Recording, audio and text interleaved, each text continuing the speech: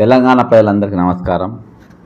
ఈరోజు సాయంత్రం నేను రిటైర్డ్ అయిన వారి యొక్క అంటే వాళ్ళకి రావాల్సిన బకాయిలు అంటే బెనిఫిట్స్ దాని మీద బకాయిలు ఇవ్వడంలో ప్రభుత్వం పూర్తిగా విఫలమే. నంబర్ 1. రెండవది ఏంటంటే నేను గత ప్రభుత్వంకి వెళ్ళి అంటే గత ప్రభుత్వం వాళ్ళు ఇచ్చిండ్రు అనేది ఒకటి పెట్టిన.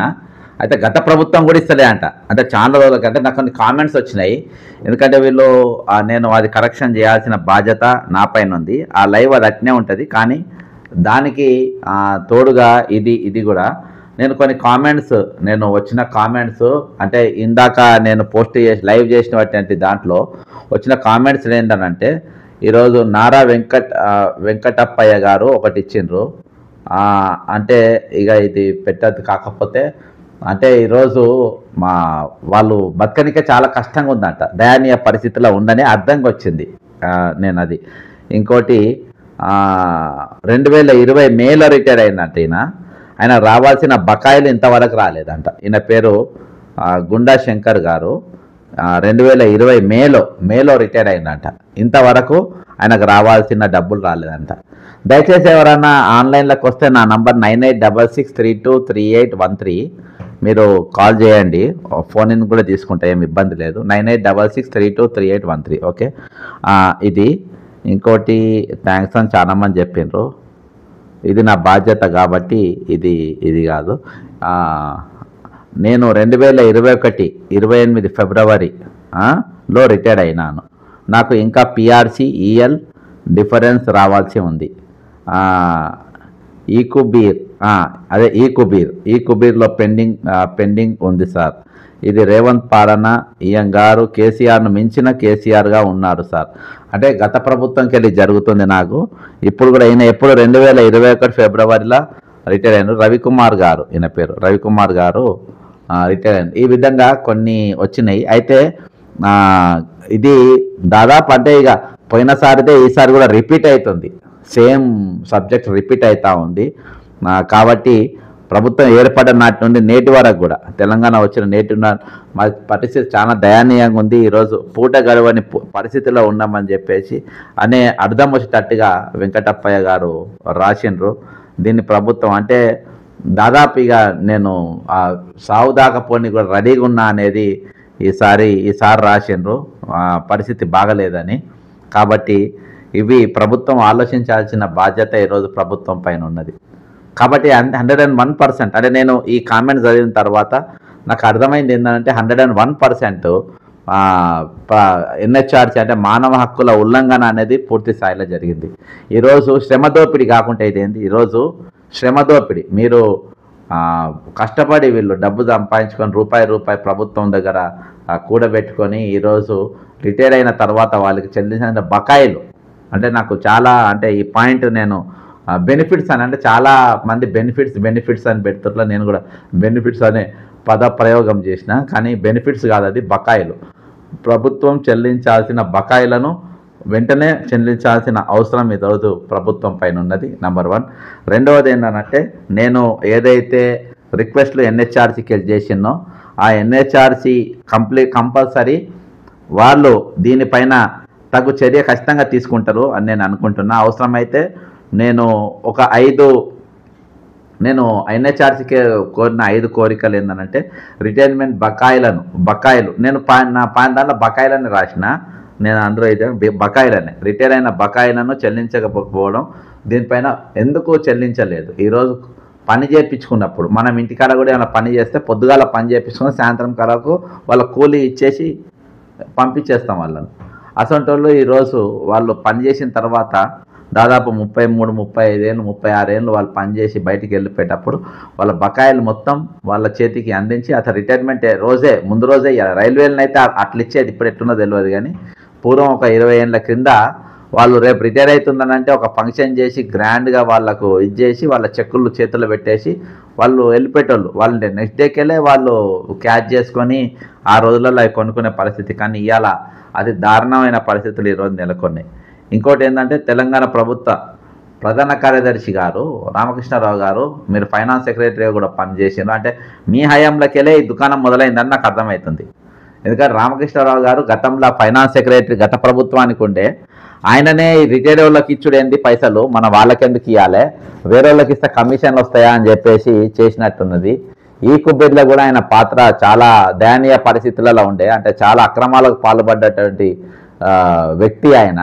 కాబట్టి వీళ్ళందరూ ఏం చేస్తున్నారంటే ఈరోజు ప్రభుత్వం అంటే వీళ్ళకి వస్తే కమిషన్ రావు. ఇప్పుడు ఉద్యోగ విరమణ పొందినటువంటి మనిషికి ఆయన బకాయిలు మొత్తం కంప్లీట్గా ఆయనకి ఇచ్చేసి ఆయన పెన్షన్ ఆయన క్లియర్ చేసి ఇచ్చి పంపిస్తే ఆయన ఏం కమిషన్లు ఇయ్యరు కదా, ప్రభుత్వం పెద్దలకు కానీ లేకుంటే వీళ్ళకి కానీ ఇయ్యరు. అదే ఒక మెగా కృష్ణారెడ్డికి ఇస్తే కమిషన్ ఇస్తారు, లేకుంటే ఇంకెవరా ప్రభుత్వ మన ఈ కాంట్రాక్టర్లకు మధ్య రాఘవ కన్స్ట్రక్షన్స్, ఇప్పుడు ఇంకో కొత్త దుకాణం మొదలు రాఘవ కన్స్ట్రక్షన్స్ ఇస్తే కూడా కమిషన్ ఇస్తారు. కాబట్టి వాళ్ళకు బిల్లులు ఇచ్చే ఇంట్రెస్ట్ ఎక్కువ ఉన్నది. ఈరోజు మూసి సుందరీకరణ చేస్తే కమిషన్ వస్తాయి, పైసలు వస్తాయి. కాబట్టి మూసి సుందరీకరణ 1,00,000 కోట్లైనా పర్వాలేదు మేము కడతామంటారు, దానికి 2,00,000 కోట్లైనా పర్వాలేదు మేము కడతామంటారు. ఎందుకు కడతామంటారు అంటే దాంతో వీళ్ళకి డబ్బులు వస్తాయి కాబట్టి, వీళ్ళకి డబ్బులు వస్తాయి కాబట్టి వాళ్ళు ఈరోజు దీనికి ఇంకోటి వీళ్ళకి ఒక హక్కు కూడా ఉంది. హక్కు ఎందుకు ఉన్నదనంటే ఈరోజు వృద్ధుల హక్కులను maintenance and welfare of parents and senior citizens, తల్లిదండ్రులను సీనియర్ సిటిజన్స్ను యాక్ట్ 2007 ప్రకారం వాళ్ళను రక్షించాల్సిన బాధ్యత ఈరోజు ప్రభుత్వం పైన ఉన్నది. నిర్లక్ష్యానికి బాధ్యులైన అధికారులపై కఠినమైన చర్యలు కూడా తీసుకోవాలని చెప్పేసి నేను ఎన్హెచ్ఆర్కి విజ్ఞప్తి చేసిన.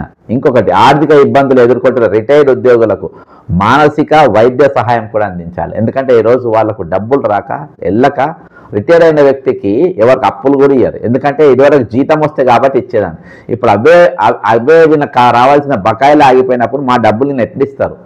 కాబట్టి నా వృద్ధాప్యం ఉన్నాడు, రేపేమన్నా అయితే ఆయనకే ఖర్చు అయితే కదా నాకెట్లు ఇస్తారని చెప్పేసి అప్పు ఇవ్వాలనుకున్నోడు కూడా ఇయ్యడు. ఈరోజు అప్పు ఇచ్చే పరిస్థితులు కూడా ఇయ్యరు. కాబట్టి వీళ్ళు ఒకప్పుడు బాగా చదువుకొని కాంపిటేటివ్ ఎగ్జామ్స్ రాసో ఏదో విధంగా ఉద్యోగం చేసి నలుగురికి అన్నం పెట్టిన వాళ్ళు, నలుగురికి పని చేసిన వాళ్ళు, హుందాగా బతికిన వాళ్ళు, వాళ్ళను చాలా గౌరవంగా వాళ్ళ బకాయిలు వాళ్ళకి ఇచ్చి గౌరవంగా వాళ్ళతోని శాపనార్థాలు పొందితే కూడా మంచిది కాదు. వీళ్ళు బాల్యం నుండి ఇప్పుడు వచ్చే వయసు వరకు చాలా విషయాలు వాళ్ళు చూసిండ్రు, చాలా డెవలప్మెంట్ చూసిండ్రు, చాలా స్థితిగతులను వాళ్ళు చూసిండ్రు, ఎన్నో ఆటుపోట్లు తిన్నారు, ఎన్నో ఈ మార్పులు ఎన్ని మార్పులు ఎన్ని ఉద్యమాలు వాళ్ళు చూసిండ్రు. కాబట్టి వాళ్ళతోని శాపనార్థాలు పడకుండా ప్రభుత్వం వెంటనే వాళ్ళ బకాయిలు చెల్లించే విధంగా మీరు చర్యలు తీసుకోవాలని నేను విజ్ఞప్తి చేస్తున్నా. నేను డిమాండ్ చేస్తలేను, విజ్ఞప్తి చేస్తున్నా. ఖచ్చితంగా దీనిపైన ఒక లాంగ్ టర్మ్, నేను evening back to back second video start చేసిన అంటే ఈ విషయంలో నేను చాలా సీరియస్గా ఉన్నానని అర్థం. ఈ విషయంలో చాలా సీరియస్గా ఉన్న ప్రభుత్వాన్ని మాత్రం ముచ్చెమటలు పట్టిపిస్తాయి ఈ విషయంలో. ఎందుకంటే వాళ్ళని నాకు ఇష్యూ ఇవ్వాల ఒక ఆర్టికల్, నేను చిన్న ఆర్టికల్, ఒక టీచర్ది 2016 రిటైర్డ్ అయినంట. ఆయన 2016 రిటైర్డ్ అయితే ఇప్పటి వరకు ఆయన బకాయిలు రాలేదంట. గాడిలో ఎందుకు తెచ్చుకున్నాం మనం తెలంగాణ? దేనికోసం తెచ్చుకున్నాం తెలంగాణ? ఉద్యోగులది కీలకమైన పాత్ర ఈ తెలంగాణలో ఉండే కదా, తెలంగాణ ఉద్యమంలో ఉండే కదా. వాళ్ళు కీలకమైన ఆ రోజు వాళ్ళు కంఫర్టబుల్గానే ఉండే ఆ రోజు. అయినా కానీ తెలంగాణ వస్తే మా బిడ్డలు బాగుపడతారు. ఈరోజు పక్క రాష్ట్రం పెత్తనం ఎక్కువైపోయింది, ప్రమోషన్ రాకుండా గుంజుకుంటున్నాను. కానీ అవి లేవు అన్ని పోయినాయి. ఈ 11 ఏళ్ళ మొత్తం సర్వనాశనం అయిపోయింది. ఏమన్నా అనుకోండి. ఏంది సార్ ఈరోజు ఉమ్మడి ఆంధ్రప్రదేశ్, డైరెక్ట్ కామెంట్ పెట్టండి. ఇదొక కామెంట్ పెట్టండి, చాలా ఇంపార్టెంట్. ఉమ్మడి ఆంధ్రప్రదేశ్ ఉన్నప్పుడు రిటైర్ అయిపోయిన వ్యక్తికి వెంటనే తన బకాయిలు, తనకు రావాల్సిన సొమ్ము మొత్తం ముందే ఇచ్చేదా కాదా? దయచేసి కామెంట్ చేయండి దీనిపైన. ఇచ్చేదా కాదా? మరి ఇచ్చేదైతే మరి ఈరోజు ఆత్మగౌరవ తెలంగాణ, స్వయంపాలన తెలంగాణ, మన నిధులు నియామకాల కోసం తెచ్చుకున్న తెలంగాణ, మన పైసలు మన దగ్గరే ఉన్నప్పుడు మనం ఎందుకు బకాయి పడుతున్నాం? మన ఉద్యమకారులకు, మన బిడ్డలకు, మన ఉద్యోగులకు, మన ఉద్యోగ విరమణ పొందినటువంటి పెద్దలకు ఎందుకు ఆ గచ్చంతరం ఏమొచ్చింది ఈరోజు ప్రభుత్వానికి? దేనికోసం వచ్చింది? దీనికోసమే తెలంగాణ తెచ్చుకున్నామంటే ఆ తెలంగాణ అవసరమే లేదు కదా. మరి ఈరోజు బకాయిల తెలంగాణ అయిపోయిందా? ఇది అప్పుడు తెచ్చుకునే తెలంగాణ అయిపోయిందా? ప్రతి మంగళవారం దాదాపు 2,000కి వెళ్ళి 4,000 ఒక వారం, 6,000 ఒక వారం అయితే 8,000 కోట్ల రూపాయలు కూడా ఆర్బీఐ బ్యాంకు తెలంగాణ బాండ్లకు వేలం వేస్తూ ఉంది. నేను ఒక 2-3 వీడియోలు చేసిన దానిపైన విత్ ఎవిడెన్స్ చూపించిన. ప్రతివారం వీడియో చేయాలంటే కుదరదు కాబట్టి ఆల్రెడీ నేను ఒక 2 చేసిన. ఈరోజు ఆ డబ్బులల్లో కొంచెం వీళ్ళకి ఇచ్చేస్తే ఏం పోతుంది, వీళ్ళకి ఏం పోతుంది? నేను చాలా డీప్ అనాలిసిస్ చేసిన ఇంతకుముందు. కేవలం డిసెంబర్ 2023 నుండి రిటైర్ అయిన వేలాది మంది ఉద్యోగులకు ఇప్పటి వరకు రిటైర్మెంట్ బెనిఫిట్స్ బకాయిలు ఇప్పటి వరకు ఇవ్వలేదు. 2024 నుండి 25 ఆర్థిక సంవత్సరంలోనే సుమారు 8,200 కోట్ల రూపాయలు ఈరోజు ప్రభుత్వం బకాయిలు ఉన్నది. 8,200 కేవలం ఒక్క సంవత్సరంలోనే. మీరు ఎప్పటికప్పుడు ఇచ్చుకుంటా పోతే ఈరోజు మీకు ఎందుకు బకాయిలు ఉంటాయి? వీళ్ళతో మనం పని చేయించుకున్నాం కదా, వీళ్ళతో ప్రభుత్వం లబ్ధి పొందింది కదా, ఈరోజు వాళ్ళకి పని జరిగింది కదా. కాబట్టి ఈరోజు వీళ్ళకేంది ఇంత ఇచ్చేదని అంటే ఎట్లా చెప్పి మీరు తీసుకుంటున్నారు కదా. ఎమ్మెల్యేలు ఎంపీలు 3 లక్షలు 4 లక్షలు, మీకు డ్రైవర్లు, గన్మెన్లు, డీజిలు, పెట్రోలు, మీరు వేసేది ఏమున్నా చెప్పు. మంత్రులకు మీరు దండుకోనికి ఇవన్నీ ఇచ్చేది. మంత్రులు దండుకోనికి, మంత్రులు తిట్టుకోనికి, మంత్రులు దూషించుకోనికి ఈరోజు రిటైర్ అయినటువంటి వ్యక్తులే కానీ, లేకుంటే సమాజంలో ఈరోజు రుగ్మతలు ఎదుర్కొంటున్న వారి సమస్యల గురించి కానీ చర్చించే ఆలోచన ప్రభుత్వ పెద్దకు లేనే లేదు. ఈరోజు మీరు తన్నుకోనికి, మీరు గుద్దుకోనికి మీకు బంగ్లాలు ఇస్తున్నాం మేము. ఇవి ప్రజల పైసలు కాదా? ఇది ప్రజల పనుల నుంచి వచ్చిన పైసలు కాదా? ప్రజల చెమట బిందువుల నుండి వచ్చిన పైసలు కాదా? ఈరోజు అందులో ఉంటలేరా మీరు? ఈరోజు వీళ్ళకి ఇయ్యనికే మీకు నొప్పి పుడుతుందా? వీళ్ళ బకాయిలు జల్లనికే మీకు నొప్పి పుడుతుందా? మీరు అంత ఎంజాయ్మెంట్ చేసుకొని ఒక గన్మెన్ ఒక బంగ్లాలో మీరు పవర్ మొత్తం ఎంజాయ్ చేసుకుంటా ఈరోజు మీ గెస్ట్ హౌస్లు, మీ ఛాంబర్లు మీరు చేస్తుండేంది? మీరు ఒకరినొకరు తిట్టుకుంటారు, ఒక్కొక్కరు తన్నుకుంటారు. కులాల పేరు మీద ఈరోజు పంచాయతీలు పెట్టుకుంటారు. డిగ్నిటీ అనేది పూర్తిగా పక్కన పెట్టి, మినిస్టర్ ఒక డిగ్నిటీ పాటించకుండా, చీప్గా వ్యవహరించుకుంటా, ఒకళ్ళేమో కాంట్రాక్ట్ నా కులం పేరు నా కులం అని కాదు నన్ను అన్నాడని చెప్పి ఇంకోడు నా పర్సనాలిటీ బట్టి తిట్టిందని ఇంకోడు నా కాంట్రాక్ట్ ఇవ్వలేదని ఇంకో మంత్రి నా మనిషి కాంట్రాక్ట్ ఇవ్వలేదు ఇంకో మంత్రి ఆయనే అన్ని వర్కులు తీసుకుంటున్నాను, నేను ఆల్రెడీ పెట్టుబడి పెట్టినా కాబట్టి నేను సంపాదించుకుంటున్నాను ఇంకో మంత్రి. ఏ తమాషా అయిపోయింది తెలంగాణ అంటే. తెలంగాణ సమస్యలని తమాషా అయిపోయింది. ఒక్కొక్క కామెంట్ చదువుతా ఉంటే కడుపు రగిలిపోతుంది. అరే ఎంత బాధాకరం, ఎంత విచారకరం ఇది. ఈరోజు అరే వాళ్ళు స్వేచ్ఛగా ఇన్ని రోజులు మేము కష్టపడ్డ మిగతా జీవితము వచ్చిన పైసలతోని వాళ్ళకు డబ్బులు ఎవరైనా సరే ఈ రోజులలో పచ్చి నిజం చెప్తుంది, డబ్బులు ఉంటేనే వాళ్ళకు రాబడి ఉంటే, వాళ్ళ దగ్గర 2 రూపాయలు ఉంటేనే ఇంట్లో వాళ్ళకి గౌరవం, ఇంట్లో గౌరవం దొరుకుతుంది, లేకుంటే గౌరవం కూడా దొరకదు. ఇది 75%కి వెళ్ళి 99% ప్రాబ్లం ఉంది. ఒక 1% 100కో 1కోటికో ఒక పిల్లలు ఒకళ్ళ హ్యాపీగా ఉంటే వాళ్ళు చెప్పలేము. కానీ ఈరోజు వాళ్లకు ఎంత ఉన్నా కానీ, ఎంత సంపాదించి పెట్టినా కానీ, ఎంత పైకి తీసుకొచ్చినా కానీ ఈరోజు ఇంటి కొడుకు మనోళ్ళు అవుతారు, కోడలు మనోళ్ళు అవుతారు. కానీ అల్లుళ్ళు బిడ్డలు అయితే కోడలు అయితే మనోళ్ళు కాదు కదా, బయటికి వాళ్ళు వచ్చినారు కదా. ఈరోజు రూపాయి సంపాదన లేనిది, రూపాయి బయటికి వెళ్ళి రాని వాళ్ళకి ఏం విలువ ఉంటుంది చెప్పండి ఈరోజు. కానీ పూర్తిగా పెన్షన్ పైన ఆధారపడే వాళ్ళ పరిస్థితి ఏ విధంగా ఉంటుంది చెప్పండి మీరు. ఖచ్చితంగా మందులు తీసుకొని వ్యక్తులు ఒక 1% ఉంటే మహా ఎక్కువ, 99% ఏదో ఒక మందులు తీసుకోవాల్సిందే.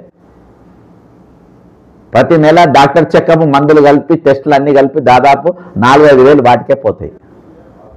ఈరోజు వాళ్ళకి హెల్త్ కార్డులు కూడా లేవు. మరి ఇవేవి లేకుండా వాళ్ళు ఏ విధంగా వాళ్ళు బతకగలుగుతారు? రేవంత్ రెడ్డి గారు, ఆర్థిక మంత్రి బట్టి విక్రమార్క గారు 12%, 13% తీసుకొని బిల్లులు ఇస్తావు, వీళ్ళు ఇయ్యరనా?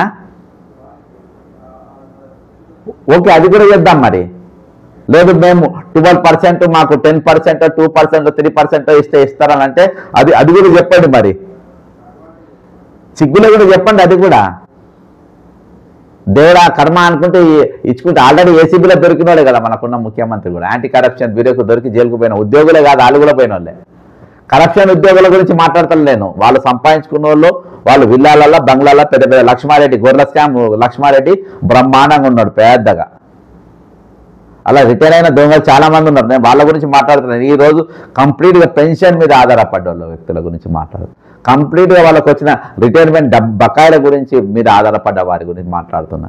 ఈరోజు ఆ డబ్బుతో ఒక ఇల్లు తీసుకోవాలనో, లేకుంటే బిడ్డకు ఇంకా ఇవ్వాల్సిన కట్నం పైసలు ఇవన్నీ ఇచ్చేది ఉంటేనో వాళ్ళ గురించి నేను మాట్లాడుతున్నా. ఈరోజు నేను అవినీతి పరులు పట్టుబడ్డోళ్ళు బాగా సంపాదించుకున్న వాళ్ళ గురించి నేను మాట్లాడుతాను. అదో బ్యాచ్ ఉన్నది అది. వాళ్ళొక ఇప్పుడు వాళ్ళొక 200 మంది 300 మంది దాకా పట్టుబడ్డారు. నేను అట్లా రిటైర్ అయిన వాళ్ళ గురించి నేను మాట్లాడుతున్నాను. వాళ్ళకు ఈ రిటైర్మెంట్ పైసలు వచ్చినా రాకుండా పెద్ద ఫరకేం పడది. వాళ్ళు రిటైర్మెంట్ అయినా కూడా చాలా మంది నౌకర్లు కూడా చేసుకుంటున్నారు ఎక్కడో ఒక దగ్గర. అది కాదు ఈరోజు, ఇది పూర్తిగా దీనిపైన ఈరోజు అసొంటి వాళ్ళు చాలా మంది కనబడుతూ ఉంటారు. అసొంటి టీచర్లు, అసొంటి ఉద్యోగులు, అసొంటి బీడీఓలు, అసొంటి ఎంఆర్ఓలు ఈరోజు చాలా మంది ఈరోజు కనబడుతూ ఉంటారు. అక్కడిక్కడ వాకింగ్ పోతుంటే ఆడ ఈడ కనబడుతుంటే ఈరోజు నేను ఒట్టిగా ఏదో ఒక ఆర్టికల్ చూసి ఒక మెసేజ్ చూసి నేను చిన్నగా చేస్తే దాని రెస్పాన్స్ చూసి ఇంత జటిలంగా ఉంది ఈ సమస్య అనేది. ఈ ఇష్యూ గురించి ఎవరు కూడా వీళ్ళు ఎవరి బాధ్యత, వీళ్ళ బాధ్యత ఏంది? ఈరోజు గ్రాడ్యుయేట్ ఎమ్మెల్సీ బాధ్యత ఏంది? మీ డ్యూటీ ఏంది? ఈరోజు వీళ్ళ తరపున సింగిల్ పాయింట్ ఎజెండాగా గట్టిగా నిలబడి కొట్టాల్సిన బాధ్యత మీది. ఈరోజు వీళ్ళు రిటైర్ అయిన వ్యక్తులు వీళ్ళ పేరు మేము నిలబడతామని అన్నారు. ప్రతి దగ్గర పెన్షన్ ఆఫీసులు ఉన్నాయి, ప్రతి డిస్టిక్లో, ప్రతి సిటీలో, ప్రతి టౌన్లో. వాళ్ళ పోయి కలవాలి, మీరు కలవాలి, రమ్మని చెప్పాలి, మీతో మేము నిలబడతామని చెప్పాలి. నేను మళ్ళీ చెప్తున్నా, I will stand with retired employees for వాళ్ళకు ఏవైతే బకాయిలున్న వాళ్ళతోని వాళ్ళకు రావాల్సిన అమౌంట్ ఏవైతే రావాలనో పెండింగ్ అమౌంట్, ఓకే, వాళ్ళ పెండింగ్ బకాయిలు ఏవైతే ఉన్నాయో వాళ్ళ తరఫున నేను స్టాండ్ అయి ఉంటాను. నా నంబర్ ఆల్రెడీ చెప్పిన 9866323813. ఖచ్చితంగా నేను స్టాండ్ అయి ఉంటాను మీతోని. ఖచ్చితంగా నిలబడదాం, న్యాయపరమైన పోరాటం చేద్దాం, మైదానపరమైన పోరాటం చేద్దాం. నాకు ఉన్న అవసరమైతే నీళ్లు దాగి ఉద్యమం చేద్దాం. నేను అలా వెనక పోయేటోని కాదు, ఖచ్చితంగా నిలబడదాం.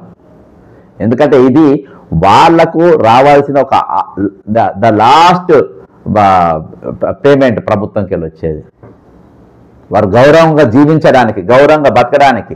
ముందు ఒక కొటేషన్ విన్నా, ఈరోజు డబ్బు లేకుంటే, అంటే మినిమం డబ్బు అంటే రేవంత్ రెడ్డి, గాలి జనార్దన్ రెడ్డి, మెగా కృష్ణారెడ్డి అంత కాదు, మినిమం డబ్బులు. చావు కూడా ప్రశాంతంగా రాదని ఉంది. చావు కూడా ప్రశాంతంగా రావాలంటే డబ్బులు ఉండాలి. ప్రశాంతంగా కావాలంటే నొప్పులు, ప్రాణం పోయేటప్పుడు నొప్పులు లేకుండా మందులు వేసుకోవాలి. ప్రశాంతంగా కావాలంటే కడుపుకు టైంకి ఇంత అన్నం కూడా తినాలి. ప్రశాంతంగా కావాలంటే కూరబెట్టడానికి 4 డబ్బులు కూడా ఉండాలి, కూరబెట్టుకోవాలి. ఇవి మినిమం నెసెసిటీ. దీన్ని మనిషి అనేటోడే ఆలోచిస్తాడు. ఈ మానవత్వం ఉన్నోడే నాయకుడు అవుతారు. రిటైర్ అయ్యి రోడ్డు ఎక్కే పరిస్థితి, రిటైర్ అయ్యి దాని గురించి రిటైర్ అయ్యి దీని గురించి శాపనార్థాలు పెట్టుకుంటే ఏ విధంగా నాయకులు అవుతారు? The top priority should be given to the retired employees. Top priority. తక్కిన ఏం కాదు, ఎవరు పథకాలు ఎవరు అడగలే. మేమే రేపేదన్నా ఎవరన్నా పార్టీ పెడతామంటే ఎవరన్నా ముందుకు వస్తే నేను పథకాల పూర్తి వ్యతిరేకంగా ఉంటా. మనం ఆత్మగౌరవంతో ఉన్నాం. We are not beggars. You give my right. ఇవాళ ఆయన ఉద్యోగం చేసిన ఆయన జీతం ఆయనకి ఇవ్వాలి, అది ఆయన హక్కు. రైతు పండిస్తే ఆయన గిట్టుబాటు ఇవ్వాలి, అది ఆయన హక్కు. ఈరోజు నిజంగా చాతగాంతనంలో కేవలం ప్రభుత్వం అంటే ఎవరు? ప్రజలందరూ మళ్ళీ రూపాయి వేసుకొని ప్రభుత్వానికి ఇస్తే వాళ్ళు తలా అందులో అవిటి వాళ్ళు పూర్తి వృద్ధురాల్లో వాళ్ళకు ఎటువంటి ఆధారం లేని వాళ్ళకి ఇవ్వడం మాత్రం 100% న్యాయం. రైతు బంధు గీతు అది కాదు. రైతుకు ఈరోజు పెట్టుబడి ప్లస్ ఆయన కావాల్సినది. అమెరికాలో ఉంటారు, 10 ఎకరాలు ఉంటారు. ఆయన మల్లారెడ్డికి ఎందుకండి? మల్లారెడ్డికి ఎందుకు ఇచ్చిన పైసలు మీరు? కేసీఆర్ గారు మల్లారెడ్డికి ఎందుకు ఇచ్చిన పైసలు? నేను కలుపుతా, నేను అనుకోకుండా పెట్టిన లైవ్. ఓకే, నేను ఎనీహౌ ఐ వాంట్ నాకు ఈ డిస్కషన్ చేయాలని ఉంది. ఎందుకంటే నాకు చాలా ఇవాళ బాధ అనిపించింది. ఎందుకు ఆ బాధ అంటే ఈరోజు వాళ్ళు రిటైర్ అయిన వాళ్ళు కూడా ఈరోజు రోడ్డు ఎక్కి ధర్నా చేసిన 2 రోజులకి నా దృష్టికి రాలేదు. సారీ రిటైర్ అయిన ఎంప్లాయీస్, మీరు క్షమించాలి నన్ను. నేను మీ సమస్య పైన నేను చాలా లేటుగా స్పందిస్తున్నా. నేను ఎప్పుడు నా స్పాంటేనియస్ రియాక్షన్ ఉంటుంది. ఎందుకో మీడియా కూడా పెద్ద కవర్ చేయలే. ఈరోజు నేను గూగుల్ సెర్చ్ చేసి ఒక ఇష్యూ నా దృష్టికి వస్తే గూగుల్ సెర్చ్ చేస్తే గూగుల్ సెర్చ్లో నాకు ఈ భయంకరమైన విషయం బయటపడ్డది. ఇన్ని రోజులకి, ఇన్ని సంవత్సరాలకి వెళ్ళి పడుతుంటే ఇది ఎందుకు ఉద్యోగ సంఘాలు ఎందుకు మాట్లాడతలేరు, ఎమ్మెల్సీలు ఎందుకు మాట్లాడతలేరు, దీని మీద మా ప్రశ్నించేటోళ్ళు ఎందుకు ప్రశ్నిస్తలేరు? ఈరోజు రోడ్ల మీదకి ఎక్కాల్సిన అవసరం ఉంది. ఈరోజు అవసరమైతే ఉద్యోగ సంఘాలన్నీ కూడా ఈరోజు పెన్ డౌన్ చేయాలి దీనిపైన. అరే నిన్నదాకా మనతో పనిచేసినట్టు వ్యక్తులు ఈరోజు జీతాలు లేకుండా ఉన్నారు. జీతాలు లేకుండా ఉన్నారంటే వాళ్ళు ఎట్లా బతుకుతారు అనుకుంటారు, వాళ్ళు ఎట్లా తింటారు అనుకుంటున్నారు, వాళ్ళు ఎట్లా దవాఖానలో పోతారు అనుకుంటున్నారు, ఎట్లా హాస్పిటల్స్కి ఎట్లా పోతారు, వాళ్ళు మందులు ఎట్లా కొనుక్కుంటారు, వాళ్ళు బ్లడ్ టెస్ట్ కానీ అవి కానీ ఏ విధంగా జరుగుతాయి అనుకుంటున్నారు ఇవన్నీ లేకుండా. కాబట్టి ఇది చాలా దారుణమైన పరిస్థితి. ఇది చాలా ఇంపార్టెంట్ ఫోర్మోస్ట్ ఉద్యమం ఈరోజు చేయాల్సింది. అన్నిటికంటే చాలా ఇంపార్టెంట్ ఏంటంటే ఈరోజు సొసైటీ వాళ్ళకి అప్పులు ఉండడం కరెక్ట్ కాదు. మనం అందరం అప్పున్నట్టు ఈరోజు రేవంత్ రెడ్డి అప్పున్నట్టు కాదు నా దృష్టిలో. ఈరోజు తెలంగాణ సమాజం అప్పున్నట్టు ఉద్యోగులందరితో మన సార్ నమస్కారం సార్. నమస్కారం సార్. అనుకోకుండా మేము లైవ్లో తీసుకున్నా సార్. ఒక ఇంపార్టెంట్ ఇష్యూ ఏంటంటే నేను ఒక ఇష్యూ ఈరోజు చూసి ఒక రిటైర్డ్ ఎంప్లాయీస్ పైన వాళ్లకు దాదాపు ఈ 5-6 సంవత్సరాలకి వెళ్ళి బకాయిలు వస్తలేవు అని చెప్పి వచ్చింది. 5-6 సంవత్సరాలు కాదంట, నాకు కామెంట్స్ పెట్టింది తర్వాత వీడియో కింద. అయితే నేను బై మిస్టేక్ ఏంటంటే నేను NHRCలో కూడా కంప్లైంట్ ఇచ్చిన ఇయ్యాల. అయితే వీళ్ళ హక్కు మొత్తం హరించుకున్నారు అని చెప్పి ఇవ్వడం జరిగింది. అయితే ఒక 2024-2025 అంటే ఈ ఆర్థిక సంవత్సరంలోనే 8,200 కోట్ల రూపాయలు 8,200 కోట్ల రూపాయలు ఈరోజు ప్రభుత్వం వీళ్ళకు బకాయి ఉన్నది. ఇంకోటి ఏంటంటే వీళ్ళు భారత రాజ్యాంగం ఆర్టికల్ 21 గౌరవంగా జీవించే హక్కు అనేది ఉల్లంఘన జరిగిపోయింది. ఇంకోటి ఇది వృద్ధులపై మానసికంగా, ఆర్థికంగా, సామాజికంగా ఒక వేధింపులే అనేది అంశాలు పేర్కొని నేను ఒక 5 డిమాండ్స్ ఏంటంటే రిటైర్మెంట్ వాళ్ళ బకాయిలు వెంటనే చెల్లించాలి, అది ఎందుకు ఆపిందో దానిపైన విచారణ చేయాలి, ఇది ప్రభుత్వ ప్రధాన కార్యదర్శికి ఇది ఆదేశాలు ఇవ్వాలని, ఆర్థిక ఇబ్బందులు ఎదుర్కొంటున్న రిటైర్డ్ ఉద్యోగులకు మానసిక వైద్య సహాయం అందించాలని, నిర్లక్ష్యానికి బాధ్యులైన అధికారులపై కూడా చర్యలు తీసుకోవాలని, వృద్ధుల హక్కులను maintenance and welfare of parents and senior citizens act 2007 ప్రకారం వీళ్ళ మీద కఠినమైన చర్య కూడా తీసుకోవాలని పెట్టినా సార్. అయితే ఇది మనకు ఎందుకో దృష్టికి రాలేదు. ఇది ఛానళ్ళకి ఒక 2 నెలల కింద వీళ్ళు ధర్నా అది ఇది కూడా చేసిందంట. అయితే ఈ ప్రభుత్వమే నేను ఇప్పుడే చేసింది అనుకున్నా. అయితే కానీ నాకు కింద మెసేజ్ పెట్టిండు సార్. ఆయన 2016 అవుతుంది, నాకు గత ప్రభుత్వంకి అవుతుంది, మా బకాయిలు మొత్తం ఆ విధంగానే ఉన్నాయి అని చెప్పి చెప్పిండ్రు. చెప్పినాకనే కంటిన్యూగా ఇప్పుడు ఇంకో వీడియో లైవ్ లో పెట్టినా. ఒక ఆయన అయితే నేను బతికే పరిస్థితుల్లో లేదని చెప్పిండు. ఇంకొక ఆయన 2020లో నేను రిటైర్ అయినా అని గుండా శంకర్ గారు రావాల్సిన డబ్బు రాలేదన్నారు. ఇంకొక ఆయన నాకు జీవితం మీద విరక్తి అయిన అన్నాడు. ఇంకొక ఆయన ఈయన రవికుమార్, గూడపు రవికుమార్ అంటే ఆయన 2021 ఫిబ్రవరి 28 రిటైర్ అయినా అంటే ఈయన PRC EL డిఫరెన్స్ ఈ కూపర్లో పెండింగ్ లో ఉంది అని చెప్పి ఈయన పెట్టిండు ప్రభుత్వాన్ని. ఇట్లా చాలా మంది సార్ చాలా కామెంట్స్ వచ్చినాయి సార్. దీన్ని మనం న్యాయపరంగా ఎట్లా ఏ విధంగా చేయొచ్చు సార్?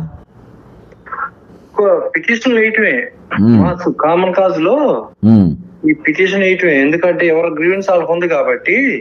ఇప్పుడు ACB కేసులు కానీ శాఖాపరమైన దర్యాప్తు ఏం లేవు కాబట్టి క్లియర్ గా ఉన్న వాళ్ళకి సూపరాన్వేషణ తర్వాత పెన్షన్ ఇవ్వాలి గవర్నమెంట్. వాళ్ళు దాచుకున్న డబ్బే కదా అది. ఎంప్లాయీస్ దాంట్లో PF గానీ కాంపెన్సేట్ కాంట్రిబ్యూటరీ కదా. అవును సార్. మరి వాళ్ళ డబ్బులు వాళ్ళకి బ్యాంక్ లో పెట్టిన డబ్బులు వాళ్ళకి ఇవ్వకుండా వేరే డైవర్ట్ చేయడం, రాజకీయాల కోసం డబ్బులు వేరే పనికి మేల స్కీములు పెట్టి వాళ్ళకి ఇవ్వకపోవడం శిక్ష వాళ్ళకి. అయితే వీళ్ళకి ఏంటంటే 62 years ఎంత ఉంది ఇప్పుడు ఎంప్లాయీస్ 61 years కదా. అయితే నేను ఎన్ని రోజులు ప్రేమతో పెంచుతుండేమో అనుకున్నా సార్. ఈ పైసలు ఇవ్వాల్సి వస్తాయని వాళ్ళ ఇది రిటైర్మెంట్ వయసు పెంచారు. అటాచ్మెంట్ అదే, అది కూడా అదొక రీజన్ ఉండొచ్చు. ఇప్పుడు రిటైర్ అయిన తర్వాత సేవలు చేసిన డబ్బులు దాచుకున్న డబ్బులు ఇవ్వకపోవడం గవర్నమెంట్ ఫెయిల్యూర్. అది డిఫాల్ట్ ఎట్లా అంటే దాన్ని వీళ్ళు డైరెక్ట్ అటాచ్మెంట్ పెట్టి ఇప్పుడు కోర్టులో వేసి ఆ అటాచ్మెంట్ పెడితే అప్పుడు ఈ పనికి మన స్కీముల డబ్బులు డైవర్ట్ చేసి ఇచ్చేస్తారు. 8,000 కోట్లు లెక్క గవర్నమెంట్ కి. ఇది 1 year సార్, ఇది 1 year కాదు బకాయిలు. నాకు తెలిసి దాదాపు ఒక 40-50 కోట్లు ఉండొచ్చు ఈజీగా. 45,000 ఈజీగా కదా సార్. ఇప్పుడు 1 year ఇట్లా వేసుకుంటే సంవత్సరానికి 88,000 యావరేజ్ వేసుకోండి. 5-6 ఏళ్ళు 50,000 కోట్లు ఉంటది. మరి కదా ఇప్పుడు అవన్నీ మినిమం 50 కోట్లు అయితే పక్కా ఉంటుంది సార్ అన్ని. ఇప్పుడు ఉద్యోగం చేసే వాళ్ళు కూడా లేవంట DL గాని ఇవి గాని. మరి ఇంత ఆర్థిక దరిద్రం ఎట్లా పట్టించారు గత 5-6 సంవత్సరాల నుంచి? ఈ ఉద్యోగస్తులు గట్టిగా ఎప్పటికప్పుడు ఎందుకు ఇది ఎజిటేట్ చేయలేదు? ఎన్జిఓలు కానీ గెజిటెడ్ యూనియన్లు బలంగానే ఉన్నాయి కదా. ఇప్పుడు అందులో అంత స్వార్థం కదా సార్. పోయిన ప్రభుత్వానికి చెంచాగిరి లెక్క కొన్ని ఉద్యోగ సంఘాలు పనిచేసినాయి. ఇప్పుడు చెంచాగిరి లెక్క ఇప్పుడు కొంతమంది పనిచేస్తుండ్రు. రిటైర్మెంట్ బెనిఫిట్స్ అనేది ఫస్ట్ మంత్ లో రాకపోతే కొంతమంది చచ్చిపోతారు. ఇప్పుడు టెస్ట్ తో ఉన్నోళ్ళు సార్ ఆ కామెంట్స్ నేను చదువుతలేను. ఇప్పుడు ఆ కామెంట్స్ కూడా ఉన్నాయి, మీరు చూడండి. తర్వాత పోలీస్ డిపార్ట్మెంట్ లో ఫస్ట్ పర్సన్ తీసుకునే లోపల చచ్చిపోతున్నారని అనేవాళ్ళు ఏదోరికి. ఇన్ని బాధలండి వాళ్ళ రిమార్క్లు ఎక్కువ ఉంటాయి కదా. అవునవును సార్. సెటిల్మెంట్లు కావు, ఏదో చచ్చి ఆ కేసులు ఈ కేసులు అంటే ఫస్ట్ పెన్షన్ లోపల చచ్చిపోతున్నారు. అది ఇది చాలా దారుణం. మరి ఎందుకంటే ఆ ప్రభుత్వాలు ఒక సెక్షన్ ఆలోచిస్తుంటే ఈ ఉద్యోగస్తులనే దారి తీసుకురావాలి. గట్టిగా రోజు మీడియా ముందు మాట్లాడటం కంటే కోర్టులో కేసులు వేసుకోవాలి. సర్వీసు లో ఏమైనా నిబంధనలు ఉల్లంఘించి ఆపారా? లేదు కదా. యాక్చువల్ గా సార్ ఇది ఉద్యోగ సంఘాలు రిటైర్డ్ అయిన వాళ్ళు అంటే వాళ్ళ సహచరులే కదా, వాళ్ళ బకాయిలు ఇచ్చేంత వరకు పెన్ డౌన్ అనొచ్చు. అవును, వీళ్ళు అనరు. మరి సర్వీస్ ఉన్న వాళ్ళు అనకుండా ఉంటే రిటైర్ వాళ్ళు కూడా సైజు ఉంది కదా, 1000 కోట్లు ఉన్నాయి కాబట్టి వీళ్ళైనా కోర్టుకి ఎక్కాలి. ఇప్పుడు పోస్ట్ రిటైర్మెంట్ లో ఆ బెనిఫిట్స్ రాకుండా పెన్షన్ కూడా రాలేదు. పెన్షన్ వస్తుంది, అది కూడా లేదా పెన్షన్. ఇప్పుడు అవన్నీ ఉన్నాయి కదా సార్, ఇందులో ఏమేమి వస్తలేవు? డిఏలు వస్తలేవు, పిఆర్సీలు వస్తలేవు. పిఆర్సీ ఇప్పుడు రిటైర్ ఉంటది పిఆర్సీ. అవును, వాళ్ళకు కూడా రావాలంట. ఉంటది కదా ఇప్పుడు అది పెన్షన్. అవి రాని వాళ్ళకి అవి పెంచలేదంట. ఇక ఇవన్నీ ఉన్నాయి సార్. అంటే ఇప్పుడు అమ్మినిబస్ కాకుండా సార్ ఇక 2023 నుండి ఇది ఒకసారి భద్రాద్రి కొత్తగూడెం జిల్లాల ఒక ఉద్యోగి ఆసుపత్రి చికిత్స పొందుతూనే తన హక్కుల కోసం లిఖిత పూర్వకంగా విజ్ఞప్తి చేయాల్సి రావడం రాష్ట్ర ప్రభుత్వ వైఖరి ఎంత అంటే, ఒక ఆయన భద్రాద్రి కొత్తగూడెంలో కొంచెం రీసెర్చ్ చేసిన సార్, ఇది కొన్ని నేను తీసిన. ఇంకోటి తెలంగాణ హైకోర్టు సార్, ఇంకోటి ఉంది. తెలంగాణ హైకోర్టు కూడా ఈ ఆలస్యాలపై తీవ్ర అభ్యంతరం వ్యక్తం చేసినప్పటికీ ప్రభుత్వం ఇప్పటి వరకు ఎలాంటి చర్యలు తీసుకోలేదని, ఇందులో డిఆర్సీ అదే ఇవన్నిటిపైన ఇవ్వాలని హైకోర్టు కూడా ఇచ్చిందంట దీనిపైన. అవును, మన జ్యుడిషియల్ ఆఫీసర్లు కూడా ఇట్లనే రిటైర్మెంట్ బెనిఫిట్స్ సుప్రీంకోర్టు వరకు వెళ్ళింది కేసు. సార్ సీరియస్ అయింది. అట్లనే ఇప్పుడు అట్లనే వెళ్ళాలి. వీళ్ళు కూడా వెళ్తే జ్యుడిషియల్ ఆఫీసర్ రిటైర్మెంట్ బెనిఫిట్స్ లో కూడా ఏదో డిలే జరిగింది. నాకు కొంచెం దాని మీద కొంచెం క్లారిటీ లేదు. ఇది ఇప్పుడు ఉద్యోగస్తులైనా ఇప్పుడు గవర్నమెంట్ సర్వీస్ లో రిటైర్ అయిన తర్వాత వేధించకూడదు. హెరాస్మెంటే కదా. హెరాస్మెంటే సార్, మెంటల్ టార్చర్ ఉద్దేశపూర్వకంగా. వీళ్ళకి ఇప్పుడు బెనిఫిట్స్ ఏవి ఆగిపోయింది, దాని మీద ఎవరికి పర్సనల్ గ్రీవెన్స్ వాళ్ళు వెళ్ళాలి. ఇప్పుడు రిటైర్మెంట్ తర్వాత పెన్షన్ వస్తుంది కొంతమందికి ఏమో ఈ పిఎఫ్లు క్లియరెన్స్ రిటైర్మెంట్ బెనిఫిట్స్ కొన్ని అమౌంట్స్ వచ్చే ఉంటాయి. అవి ఏమైనా ఆగిపోతే అవి ఒక పోరాటం దేనికదే ఉంది వీళ్ళకి. జియోస్ ఇప్పుడు కాగిలో ఫైనల్ చేస్తారు అకౌంట్స్. అక్కడ నుంచి వచ్చిన తర్వాత స్టేట్ గవర్నమెంట్ ఎందుకు ఆగుతున్నాయి? ఏం క్లియరెన్స్ లేవు. ఎంత ఒక సంక్లిష్ట వ్యవస్థ కాబట్టి వాళ్ళు ఎవరి గ్రీవెన్స్ వాళ్ళే రిప్రజెంట్ చేసుకొని కోర్టులో వేసుకోవాలి సార్. వేసుకుంటే అప్పుడు లేదా యూనియన్ గా ఒక అందరూ TG government employee pension bill రాలేదంట, పెన్షన్ కూడా రాలేదంట. రాలేదంటే అది ఎందుకు ఆగింది అనేది ఏమీ లేదంటే అభ్యంతరాలు. వీళ్ళు మరి అది గవర్నమెంట్ తప్పు. వీళ్ళు ఏమన్నా కేసులుండి రికవరీలు ఉంటే అప్పుడు వీళ్ళ తప్పు. అది చూసుకోవాలి, చెక్ చేసుకొని మొత్తం పెన్షన్ అది క్లారిటీ తీసుకుంటే గవర్నమెంట్ తప్పు ఉంటే ఖచ్చితంగా అది కోర్టులో వేసుకోవాల్సిందే. ఎందుకు ఇవ్వదు కోర్టుకి వెళ్ళినప్పుడు? ఈ కోర్టు ఇచ్చినా ఇవ్వలేదంట సార్. కోర్టు ఆర్డర్ ఇచ్చిందా? ఆర్డర్ ఇచ్చినా ఇవ్వలేదంట. కంటెంప్ట్ వేసారా? నా దానిలో పెట్టినది. కంటెంప్ట్ వేసారా? కంటెంప్ట్ ఇప్పుడు నేను జనరల్ గా సార్ మామూలుగా ఏంటంటే మంత్రులు ఇన్ని ఇష్యూస్ ఉన్నాయి అని 4-5 మంత్రులు తండుకుంటుండ్రు కదా అని చెప్పి మీకు జనం సొమ్ము ఇచ్చి మీకు ఇట్లా చేస్తే అని అంటే కింద కామెంట్ వచ్చింది నాకు. ఆ కామెంట్ మీద కొంచెం ముందుకు పోయినా, ఒక కామెంట్ మీద అది తీసుకుంటా పోతా ఉంటే వెళ్తూనే ఉంది. ఇది యాక్చువల్ గా నేను ఆ సబ్జెక్ట్ మీద పోలే. ఒక 5 మంత్రులు కాంట్రాక్ట్ కోసం అనుకుంటుండ్రు. మేము మీకు బిల్లులు ఇచ్చినాం, మీ కార్లు ఇచ్చినాం, మీ గన్మెన్లు ఇచ్చినాం, బంగ్లాలు ఇచ్చినాం, పిఎల్ని ఇచ్చినాం, 10 పార్టీలో పోయి వచ్చినా గానీ అక్కున చేర్చుకున్నాం. మా గురించి ఆలోచించకుండా మీరు తెల్లారే తన్నుకుంటారు ఇంత పిల్లగా అని వీడియో చేసిన. న్యూసెన్స్ క్యాబినెట్లు ఉంటారు చిల్లరగానంతా, చిల్లర పంచాది. అరే ఇప్పుడు వాళ్ళకేమో జీతం ఆపకుండా ఇస్తున్నాం మనము, మధ్యలో వాళ్ళకి స్నాక్స్ గీక్స్ అన్ని ఇచ్చుకుంటా. మళ్ళీ వాళ్ళకు నాకేమో 71 కోట్ల వరకు నా కాంట్రాక్టర్కి ఇస్తావు, నా మనిషికి ఇవ్వాలి అని ఒక ఆమె వెళ్ళి, ఇంకొక ఆమె నాకు కూడా వాటర్ రావాలి నా స్థానిక మంత్రిని ఇంకొక ఆమె, ఇంకోటేమో లేదు లేదు నేను పెట్టుబడి పెట్టినా కాంగ్రెస్ పార్టీ గెలవనికే, పొంగిలేటి శ్రీనివాసరెడ్డి పేరే చెప్దాం భయమేమో, ఆయనేమో నేను మొత్తం 1000 కోట్ల రూపాయలు పెట్టి పెట్టుబడి పెట్టినా నా వల్లనే పార్టీ వచ్చింది కాబట్టి సంపాదించుకోనికి నాకు టోల్ గేట్ ఫ్రీ పాస్ ఇచ్చిండ్రు అని ఆయన. ఇట్లా ఈ పంచాయతీలు నడుస్తున్నాయి, మరి వీళ్ళ గురించి ఎవరు మాట్లాడతారు పిల్లగాలంటే అని కొన్ని ఇష్యూస్లలో రిటైర్మెంట్ ఎంప్లాయీస్ కూడా బకాయిలు ఉన్నాయని తెలిసిందంటే కామెంట్, భయంకరమైన కామెంట్ వచ్చింది.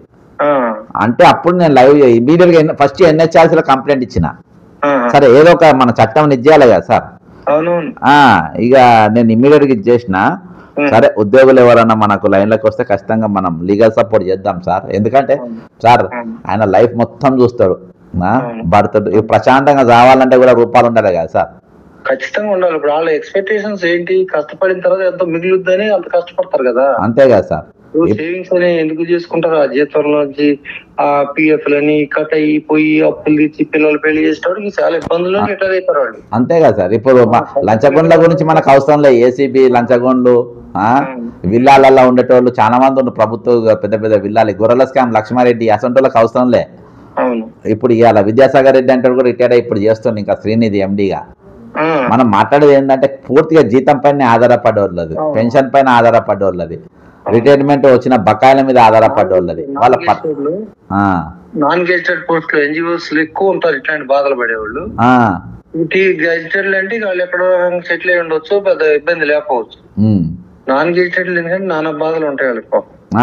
దాని గురించి మనం ఇది ఎక్స్క్లూజివ్ గా చేసినాం సార్. తప్పకుండా ఇప్పుడు ఎందుకంటే చాలా మంచి స్కీమ్, ఇప్పుడు అందరి గురించి ఆలోచించాలి, అంతేగా ఎక్కువ ఆలోచించాలి గవర్నమెంట్. ఎందుకంటే ఎంప్లాయీస్ పెన్షన్ వెళ్ళకపోతే అరే సార్ ఇప్పుడు ఉన్నోళ్ళు కాకి ఏడుస్తే 10 కాకులు ఏడుస్తాయి, అరే వీళ్ళు ఇబ్బంది పడుతుంటే ఉద్యోగ సంఘాలు మొత్తం చెంచాగిర్లు అయిపోయినాయి సార్.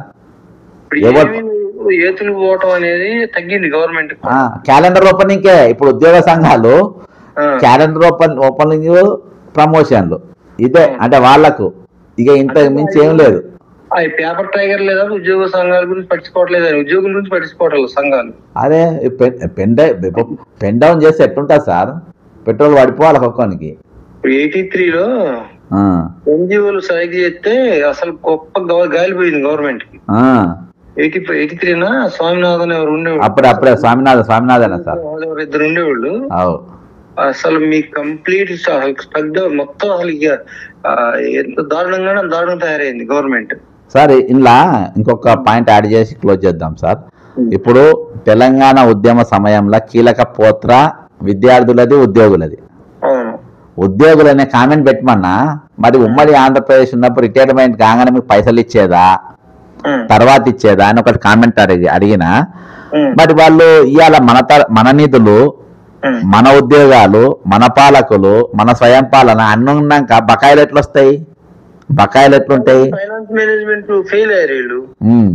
ఫైనాన్స్ మేనేజ్మెంట్ అనేది కంప్లీట్ గా బియాండ్ వెళ్ళిపోయింది. ఎందుకంటే ఓవర్ డ్రాఫ్ట్లు తెచ్చుకునే దగ్గర కార్పొరేషన్ పెట్టి ప్రైవేట్ అప్పులు తెచ్చి ప్రైవేట్లు కట్టామని చెప్తున్నారు కదా. మరి వాటి వడ్డీలు అంటే ప్రైవేట్ కడితే కమిషన్ వస్తాయి కదా సార్, వీళ్ళ రిటైర్మెంట్ బకాయిలు ఇస్తే కమిషన్ ఎందుకు వస్తాయి, రావు కదా. అది భాగం, ఎందుకంటే ఇప్పుడు ఎంప్లాయీస్ అనేది ఇగ్నోర్ చేసి ప్రైవేట్ కాంట్రాక్టర్లతో ఇప్పుడు అప్పులు తెచ్చి కట్టించుకున్నారు, అది వేరే భాగం. ఈ రెగ్యులర్ ఎంప్లాయీస్ చేసే పనులు అనేది వాళ్ళకి పెద్ద ఆనలేదు. ఇప్పుడు మీకు ఇప్పుడు గవర్నమెంట్ వర్క్ ఎన్ని కోట్ల వర్క్ అయినా ఎంప్లాయీస్ తో చేయించారు కదా. అవునవును, ప్రైవేట్ వాళ్ళకి ఇస్తారు. దానికి అప్పు తీసుకురావడం అనేది వీళ్ళు ఈ ప్రొవిజన్ చేసేది ఈ గవర్నమెంట్ నుంచి అప్పు పడుతాయి. అవును సార్. అప్పు పుట్టిన తర్వాత ఆ అప్పుల నుంచి అది వేరే. ఇప్పుడు ఇక్కడ వీళ్ళకి ఎంప్లాయీస్ ఖచ్చితంగా జీతం ఇవ్వాలంటే రెవెన్యూ ఉండాలి, ఏది గవర్నమెంట్ కి. రెవెన్యూ ఉండాలంటే ఎందులోంచి ఉంటాయి revenue, stamps and registrations, excise, ఇట్లాంటి కొన్ని ముఖ్యమైన భాగాలు ఉన్నాయి. ఆ డబ్బులు కూడా సరిపోక వేరే అప్పులు తెచ్చి ఆ అప్పులు వడ్డీలు కడతాం అనేది కదా వీళ్ళు చెప్పేది. మరి ప్రతిపక్షంలో 10 సంవత్సరాలు ఏం చేశారు, వాళ్ళు ఎందుకు అప్పులు చేస్తారు, క్వశ్చన్ చేశారు ఆ గవర్నమెంట్ ని. అవును సార్. అప్పులు డెట్ ట్రాప్ అంటే ఏంటి, అప్పులు ఊబిలో పురుగుపోవటం ఫస్ట్ టర్మ్ లోనే స్టార్ట్ అయింది. అది 14 నుంచి 18 మధ్యలో స్టార్ట్ అయింది. అదే రామకృష్ణ గారి నేతృత్వంలో. ఇక అది అప్పుడు జరిగినప్పుడు ప్రతిపక్షం పిఎస్సి అంటే పబ్లిక్ అకౌంట్ ప్రతిపక్షం చేతిలోనే ఉంటది. అవును సార్. ప్రతి రాష్ట్ర ప్రభుత్వానికి వచ్చే ఇన్పుట్స్ అవుట్పుట్స్ అన్ని ఉంటాయి. క్రెడిట్స్ ఎక్కడ ఓవర్ డ్రాఫ్ట్లు ఇచ్చారు, ఎక్కడ లెండింగ్ చేశారు, ఎన్ని బాండ్లు అమ్మారు, అన్ని పబ్లిక్ అకౌంట్స్ కమిటీ నుంచి వెళ్తాయి. వెళ్ళినప్పుడు వీళ్ళు అసెంబ్లీలో ఒక్క రోజన్నా ఇంత అప్పుల పాలవుతుంది అని ఒక్క రోజన్నా అడిగినట్టు రికార్డులు ఉన్నాయో నాకు తెలీదు. అసెంబ్లీలో వాళ్ళు మాట్లాడని లేదంటే అది నాకు తెలీదు. ఎందుకు అప్పులు చేశారు? ఇప్పుడు అప్పులు ఫలితం మేము అనిపిస్తున్నాం అంటే మరి అప్పుడు మీరు అది మీకు భాగస్వామ్యం ఉన్నట్టే. అవును సార్. ఆ ప్రభుత్వంలో జరిగిన తప్పులు కూడా ప్రతిపక్షం మీరు జీతాలు తీసుకోలేదా? అప్పుడు ప్రతిపక్ష నాయకులుగా తీసుకుంటారు కదా సార్. సౌకర్యాలు తీసుకోలేదా? తీసుకుంటారు. మరి తీసుకున్నప్పుడు మీరు ఎందుకు ఊరుకున్నారు? ఈ ప్రభుత్వం ఎంత బాధ్యత ఉందో ఆ ప్రభుత్వానికి అంతే బాధ్యత ఉంది. అవును సార్. రెండింటి మధ్య నలిగిపోయేది ఎవడంటే సామాన్యుడు. సామాన్యుల్లో కూడా ఈ రిటైర్డ్ పీపుల్ చెప్పే పని లేదు. వాళ్ళు ఆధారపడిన ఉద్యోగం కాబట్టి వాళ్ళు మరి లంచగొండల సంగతి పక్కన పెడితే స్వచ్ఛంగా బతికిన సంగతి ఇట్లే ఉంటది. Okay sir. వంట పోరాటం చేయాలి. సరే సార్. అదే ఓకే సార్, థ్యాంక్ యూ. ఇది అడ్వకేట్ కోటగిరి అశోక్ గారు, చాలా కమిటెడ్. ఇది ఈయనకు దాదాపు చాలా ఎకరాల భూములు ఉన్నాయి. ఈయనకు రైతు బంధు వస్తే రైతు బంధును వాపస్ ఇచ్చినటువంటి వ్యక్తి. రైతు బంధు నాకు వద్దని, మా భూములు ఉన్నది మాకు ఎందుకని చెప్పేసి కేసు వేసిన, దాంతోనే ప్రభావితమైనటువంటి వ్యక్తి. కాబట్టి అటువంటి వ్యక్తులు ఎవరున్నారో నాకు తెలియదు. వాపస్ ఇచ్చిన వాళ్ళు కోటగిరి అశోక్ గారు అయితే ఉన్నారు. ఆయనకు వద్దని చెప్పి వాపస్ ఇచ్చాను. కాబట్టి ఆయన చెప్పిన విషయం ఏంటంటే 101% ఇక్కడ ఉద్యోగం చేయించినాక, పని చేయించుకున్నాక వాళ్ళ హక్కు ఏంటంటే వాళ్ళ బకాయిలు చెల్లించాలి. ఈరోజు వాళ్ళ పని చేయించుకున్నప్పుడు డబ్బులు ఇచ్చేయాలి. ఇవ్వకుండా దగ్గర పెట్టుకోవాలంటే దుర్మార్గం అవుతుంది. దాన్ని శ్రమ దోపిడీ అంటారు దాన్ని.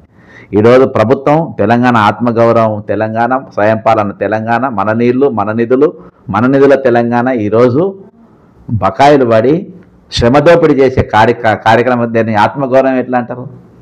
ఆత్మగౌరవం కాదు, ఇది దోపిడీ ప్రభుత్వం అంటారు. దోపిడీ ఎవరు చేస్తారు? బందిపోట్లు చేస్తారు. కాబట్టి తెలంగాణ వచ్చిన తర్వాత ఈరోజు బకాయి పడ్డ ప్రతి ప్రభుత్వం బందిపోటు ప్రభుత్వమే, డెకాయిడ్ ప్రభుత్వం. ఖచ్చితంగా you stand with retired employees for the pending bills. వాళ్ళతో మేము నిలబడతాం, ఖచ్చితంగా వాళ్ళ తరపున కొట్లాడతాం, హ్యాష్ట్యాగ్ క్రియేట్ చేస్తాం, వాళ్ళ ముందు పోతాం, రౌండ్ టేబుల్స్ పెడతాం. ఎవరి సపోర్ట్ మాకు అవసరం ఉండే మేము ఖచ్చితంగా నిలబడతాం. అందరి యూట్యూబ్ ఛానల్స్, సోషల్ మీడియాను పట్టుకుంటాం, ఖచ్చితంగా ముందుకు పోతాం. ఖచ్చితంగా కామెంట్ చేయండి దీన్ని. బక్క జెట్స్ అండ్ ఫ్యాక్ట్స్. మీరు ప్రభుత్వానికి చేరేంత వరకు కన్నుండి చూడలేని ప్రభుత్వం, చెవులుండి వినలేని ప్రభుత్వం, నోరుండి మాట్లాడలేని ప్రభుత్వానికి ఈ 3 అవయవాలు పనిచేసేదాకా మన ఉద్యమం కొనసాగుతుంది. జై తెలంగాణ, అమరవీరులకు జోహార్లు.